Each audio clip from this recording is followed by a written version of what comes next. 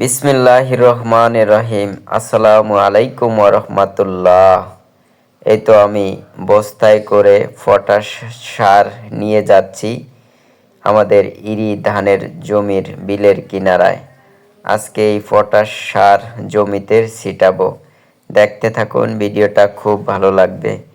এই এই সারটি একটু লাল কালারের মনে হচ্ছে ইটের গুঁড়ি দিয়ে বানানো। তো আমরা সেই সারটি পটাশ সারটি নিয়েই বিলের কিনারায় এই তো আসলাম। এখন আমি আমার মাথা থেকে এই তো বস্তাটা নামাইলাম।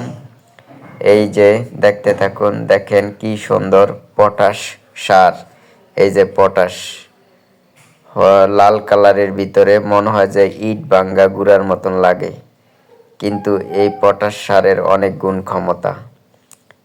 এই তো আমি এখন বস্তা থেকে পটাশ সার বলে ঢালতেছি। এই পটাশ সার দিলে গাছগুলো মোটা, তাজা এবং শক্তি হয় এবং আস্তে আস্তে বড় হয়। অর্থাৎ গাছগুলো হঠাৎ করে বড় হবে না, আস্তে আস্তে বড় হবে। তাই আজকে আমাদের এই জমি ৮ করা জমিতে পটাশ সার দেব, তাই তো বলে নিলাম। তো এখন আমি রওনা দিচ্ছি। আলহামদুলিল্লাহ, বলটিকে নিয়ে এই তো পটাশ সার নিয়ে কোমরে ধরে হাত দ্বারা এই তো বিলে নামলাম। বিসমিল্লাহির রহমানির রহিম। ভিডিওটা কেমন লাগবে জানাবেন। এই তো এটা হলো বাইগন ক্ষেত, অর্থাৎ টমেটো ক্ষেত, বেগুন ক্ষেত, ধনিয়া ক্ষেত। এই তো আমাদের ইরি ধান গাছ। এই তো আমি পটাশ সার দেওয়ার জন্য বিলে অলরেডি নেমে গেলাম। এখন আমি এই সারটা নিয়ে একেবারে আমাদের জমির ওই কর্নারের থেকে আসব। কারণ ওই কর্নারের থেকে সামনের ওই যে বাঁশ জার, সেখান থেকে কর্নারের থেকে পটাশ সার আস্তে আস্তে একেবারে ফুল আষ্ট করা জমিতে এই পটাশ সারগুলো এক নিয়মে ছিটাবো।